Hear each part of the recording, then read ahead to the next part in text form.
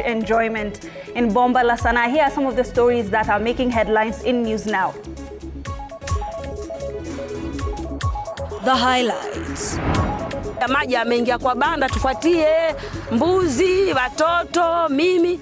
Over 25 people, including 12 children from Tana River County, have been rescued after their houses were submerged in water. Tunataka kujua hii court order, mbona hakutuambia kwamba nyinyi mwaruhusiwa muondoke hapa, hatujui. Also, Utange residents in Kisauni, Mombasa County are protesting over the demolition of a 49-year-old madrasa following a land dispute with a private developer. And members of the Senate Security Committee now want the government to restore peace in the volatile Kerio Valley, saying cattle rustling has destroyed lives. Welcome once again. My name is Hibak Said. To start us off, over 25 people, including 12 children from Feji village in Tana River County, have been rescued after their houses were submerged. The children, aged 10 and below, were with their parents when floods wreaked havoc in the area. According to Kenya Red Cross Coast Regional Director Musa Hassan, children, women and the elderly will be prioritized in the rescue operations. The victims, led by Sophia Salim, who was rescued together with her 4 children, says she was all alone when her house was submerged and she could not contact her husband, who works in Garsen town. Naanza kujaa pole pole. Sasa sisi hatukujua kwa maji yatakuwa mengi saizi hii. Sasa kufikia juzi nimeona maji yameanza kutuingilia kwa banda. Sasa nikampigia mzee nikamwambia tufuatie. Amesema haya ngoja nitakuja. Paka tukaamka siku ya pili hakuja, siku ya tatu hakuja, paka ikakuwa jana sasa maji yakaanza kuingia kwa banda. Sasa nikampigia usiku nikamwambia maji yameingia kwa banda tufuatie mbuzi, watoto, mimi. Akasema haya ngoja nitakuja kama saa 6. Nikamwambia usikae saa 6. Tutaenda na maji. Njoo asubuhi. Sasa ndio akaja. Sasa ndio tukaona kuna kijana ya semeji yangu akanipigia akanambia mama tulia, nimepigia Red Cross wanakuja wamsaidie, kuna watu wengine huko mbele. Nakaa huko shambani tangu juzi ndio maji yanaanza kuingia. Nimwambia bwanangu tutoke, ameniambia tuke huko mpaka maji yake mingi ndio tutoke. Ndio tumekaa pale shambani tunaangalia maji, ndio nimwambia tu toke mjini, amekataa. Ndio ametupeleka huko ngambo sasa. Ndio tunakaa huko ngambo. Kwa sasa hivi tumeweza kuokoa watoto 6 na kina mama 2 ambao tumeweza kutoa katika mashamba haya sehemu hii ya Tana River, na bado kuna wengine wengi ambao wamekwama katika mashamba haya na mtu kwa sababu ya mto kuweza kufurika maji na kuvunja kingo zake. Hivi sasa tumewaacha wazee wao ama baba za hawa watoto kwenye mashamba, na mifugo pia hatukuweza kuibeba kutokana na uwezo wa boti yetu kuweza kubeba watu. And the search for the body of a 70-year-old man who drowned at River Idekede in Kitui West on Monday night is still ongoing at the river. The exercise, which has been going on for the last 4 days, is led by Kitui County Government Disaster Management Unit and the Kenya Red Cross. Kitui County Senator Enoch Wambua, who joined the locals during the search mission, has sent his condolences to the family while urging locals to avoid crossing swollen rivers during the rainy season. Kwa bahati mbaya hiyo siku kama mwendo wa saa 3 saa 4 kuna mzee mmoja wa hapa Kaluni ambaye anaitwa Mutuko anajaribu kuvuka mto kuelekea nyumbani na akazobwa na maji, na tangu hiyo siku hatujampata. Kijana mwingine kama mwendo wa saa 7 saa 8 wa kutoka upande wa Kitamwiki pia naye alikuwa anatoka upande wa Kabati akielekea nyumbani, akaingia ndani ya mto kuvuka, na huyo alikuwa anaendesha pikipiki yake. Nayo pia akazobwa na tukampoteza. Kwa bahati nzuri mwili wake ulipatikana the following day on Tuesday hapa karibu tu. ule mwili ambao hujapatikana ni wa Mutuku, lakini nguo zake zilipatikana hapa tu karibu na mahali tumesimama.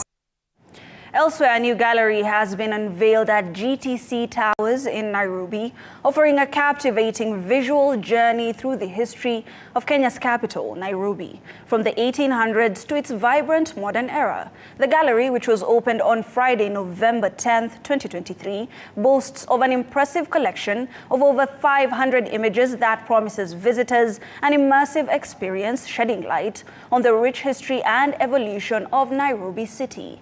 The gallery launch was officiated by Principal Secretary for Culture, the Arts and Heritage, Umi Mohamed Bashir, at a ceremony attended by dozens of high-profile dignitaries.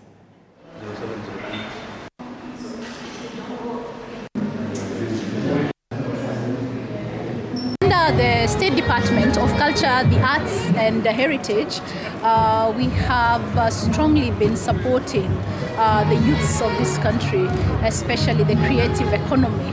And given that it is categorically under the State Department of Arts, we nurture talent. What we do is we try to nurture our creatives, our cultural heritage being part of it. And you see, culture is not static, it's evolving. We have different themes within the gallery that we display. We're touching on culture, we're touching on road network, we're touching on Nairobi skyline, because it's really changed over the years for a period of 60 years. So initially the kind of zoning in terms of construction is not the way the high-rise building. So we've seen a very good progress and transition over the period of the years from moving to a certain level of high-rise building to actually right now we have the GTC just behind us. Yeah, at 41 floors plus an helipad at the top. So we will go from sub-county to sub-county, scouting for talent. There will be competitions. There will be winners announced on the last day of the 17th of December. But beyond that also is that what platform we provide to capacity builders so that we ensure that they actually make it a business. Because as far as we are concerned, and also in line with Governor Sakaja's manifesto, it's creative and economic. Now, the number of hospital patients is set to reduce drastically as the government moves to actualize the universal health coverage. Speaking at the Kenyatta University Teaching, Research and Referral Hospital during the second graduation ceremony for specialized nurses, Health Cabinet Secretary Susan Nakhumicha said Kenyans will not be trooping to health facilities to seek treatment in the next few years, since the UHC scheme will focus on prevention measures. Nakhumicha said the government will support the hospital's training facility because it is critical in producing skilled manpower to handle non-communicable ailments, including cancer. There's no better time to be alive in Kenya than this time, because we are going to ensure that all Kenyans are healthy. As a ministry, we have prioritized. We do not want just to repair broken human parts, broken human souls, broken human spirits. We want to promote and prevent. We want people to be healthy. And anytime I try to think in the long term, Professor, you might not have very many patients in future, because we will have achieved our target by ensuring that Kenyans are living healthy. And we shall have very few people coming to hospitals. And I believe that is the world that we all want. Now, Kiambu County has scaled up delivery of primary healthcare services through the establishment of primary healthcare networks, a sound approach towards effective implementation of universal health coverage for all, weeks after President Ruto flagged off 100,000 kits to be used by community health promoters. The county government has begun strengthening and sensitizing community dispensaries and health centers managers with the hope of linking them to the hospital, so as to form a network of practice. Now, according to the county director in charge of public health, Teresia Wanjiru, implementation of primary healthcare services will enable provision of proactive, personalized, coordinated, and integrated social and health services. Speaking after, or rather, over 50 health stakeholders from Lari and Juja sub-counties were sensitized on primary healthcare networks. Wanjiru urged residents to embrace and accord them necessary support to help detect and treat diseases while in the early stages. Mwaka moja miaka mbili, kama ni Murang'a County tutakuwa mbele, kama ni Kiambu County tutakuwa mbele, na wafanyikazi wote, wananchi wote Kenya tutakuwa mbele, tutakuwa tunaweza kupata huduma za afya bila kutoa pesa mfukoni. When master trainers were trained, we were able to visit the office of the governor, and he really pledged to support this initiative, and we've seen it because even from Monday we'll be distributing the CHP kits. We have been supplied with the vehicles from there, where we'll be starting with Kiambu and also Gatondo South Sub-County. So there is goodwill, and we believe this program is going to save the Kiambu people. My request to the Kiambu people, we have our community health promoters whom we've been able to train through the basic modules, the technical modules, so they have the know-how. They also have the CHP kits. In fact, in the CHP kits, we have BP machine, we have glucometer, so they embrace when they come there, so that we can be able to detect diseases early, and also we are able to prevent those who don't have diseases, and making, we normally say prevention is cheaper and better than cure. Kuna mambo mengi kwa sababu kama ambavyo tulivyoelezewa, ni safari and kuna kushikaniana pamoja, ila isipokuwa fedha, tunahitajika tutembee kama kitu kimoja from different partners, kwa sababu kila partner ako strong kwa each area. Kama sisi inaweza ongea kwa mradi wetu, tuna ujuzi wa kimacho, kuna wengine wako na ujuzi wa kiafya ya akili, wengine wako na ujuzi wa kiafya ya kuzuia magonjwa kadhaa na nutrition, baadhi ya kila kitu. Tukija pamoja tunaweza saidiana kimawazo na pia ku make decision ambazo zinasaidia huu mradi uendelee. Now, just days before President William Ruto tours Makueni County for the national tree planting exercise at Kiu Water Catchment Area in Makindu, Kibwezi West MP Mwengi Mutuse has called on the local leaders to welcome the head of state in the area.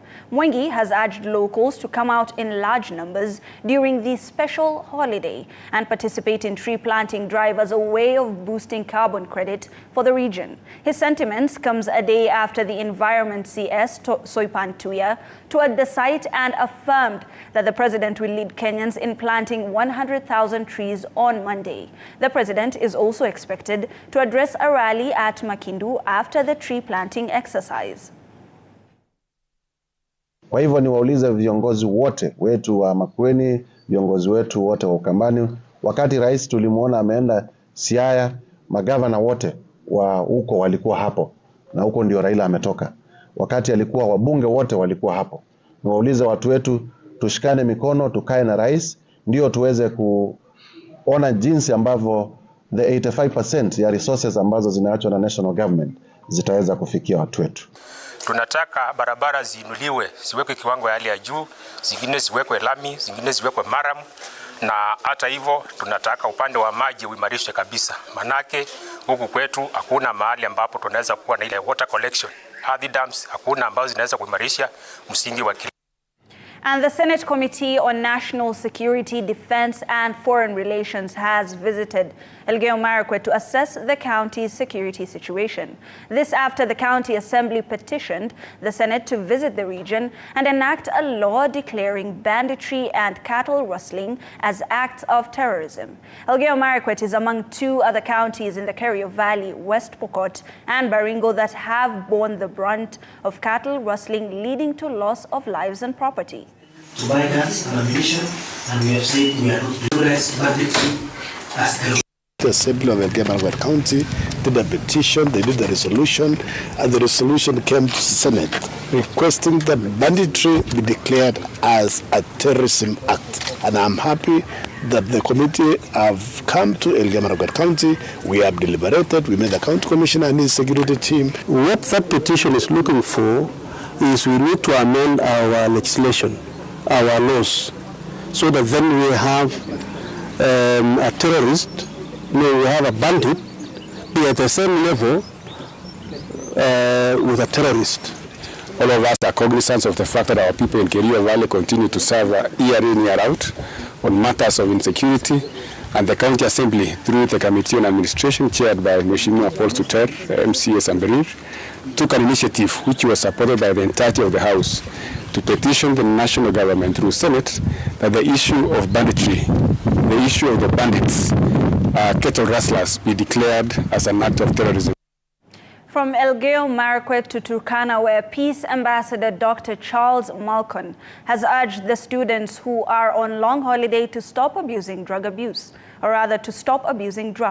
Speaking during the launch of a football tournament for Lodwar region, Malcolm also warned students against joining protests organized by universities. Now, Turkana Chief Education Officer Moses Korea has urged students to look for proper ways to resolve outstanding issues, urging them to shun protests.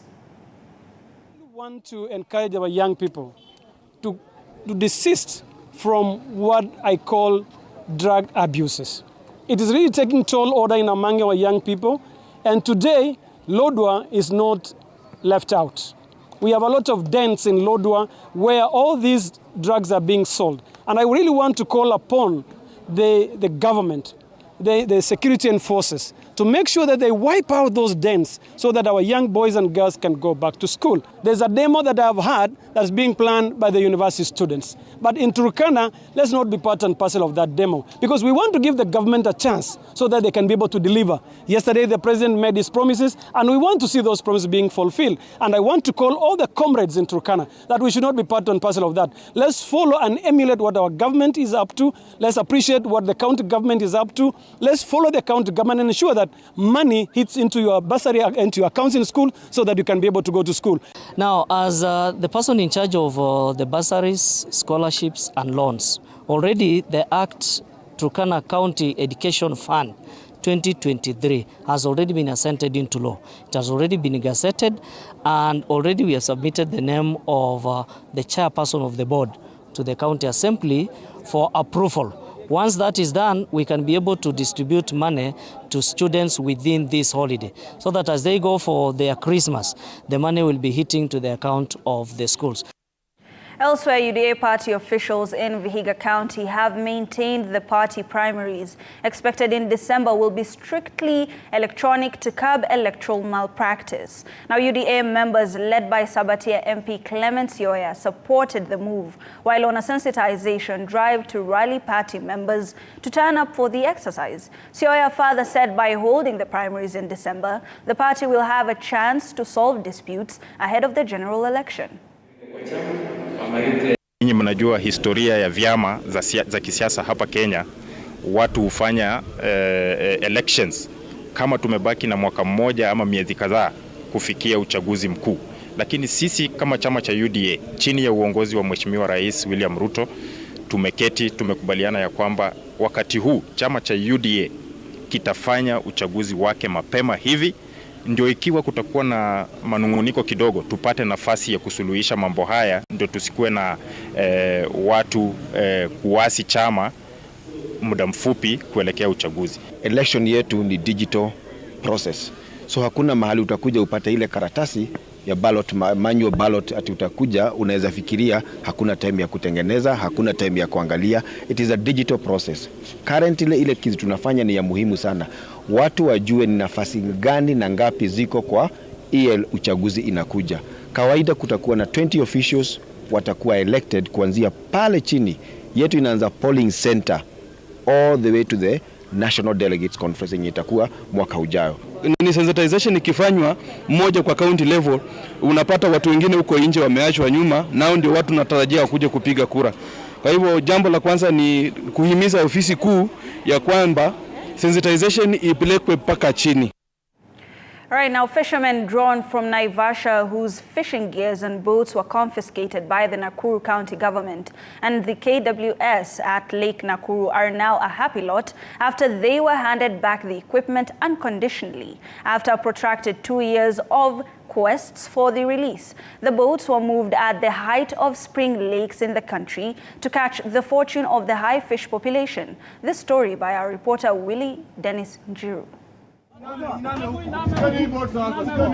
It was a reprieve to these fishermen at Karagita Beach, Naivasha, as they collaborated together to unload a shipment of dozens of boats recently liberated by the Nakuru County Fisheries Department and the Kenya Wildlife Service KWS. Boti zilishikwa kwa sababu wakati samaki zilisha hapa Naivasha, watu waliweza kukimbia Nakuru wakati mvua ilinyesha na maji ikaweza kuruka nje.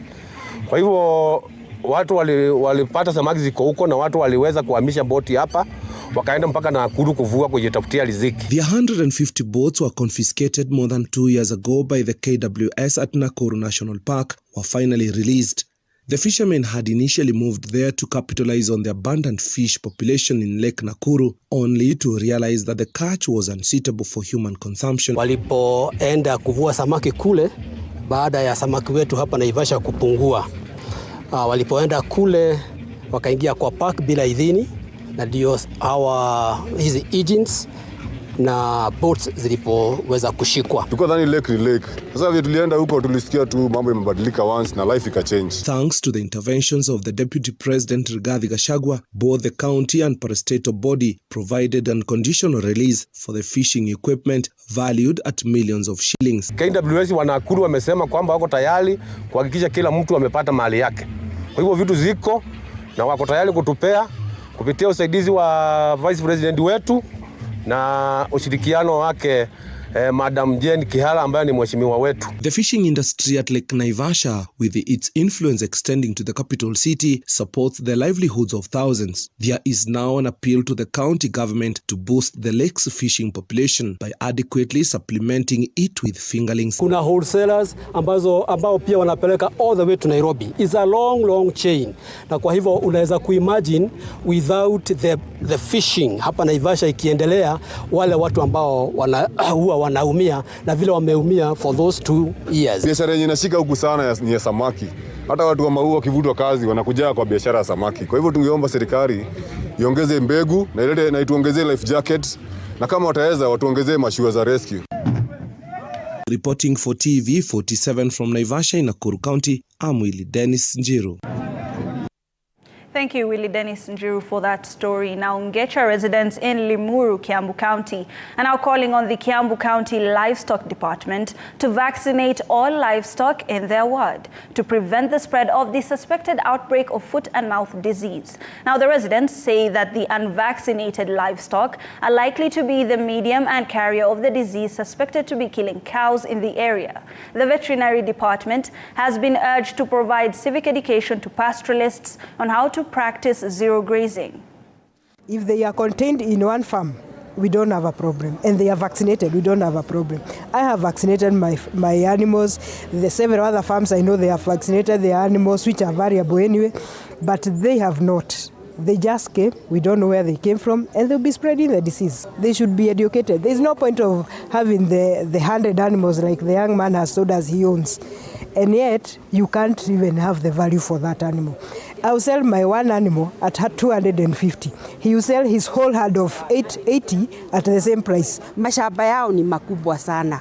Wapande hii kama vile sisi tunapadaga hii. Hata mimi niko na ng'ombe nafugia na nunulia chakula. Wafanye hivyo. Elsewhere, Utange residents in Kisauni constituency, Mombasa County, are protesting the demolition of a madrasa that has been in existence for the past 49 years, following a land dispute with a private developer. The residents say they were caught unaware by the private developer, who did not show them a court order authorizing the demolition. The demolition comes barely a week after the head of state toured the constituency and revealed that the government has budgeted 1 billion shillings to pay absentee landowners to end the squatter problem that is synonymous with the coast. Kilio chetu sisi tunataka kujua kwa nini alivunja na ndani kulikuwa kuna mali na mali yetu mabati yalikuwa ambayo ni yetu sisi yalienda wapi? Ndani ya madrasa kulikuwa kuna vitabu, madeksi karibu madeksi 6, karibu madeksi 10 na kitu. Yote yamepotea na amechukua mabati.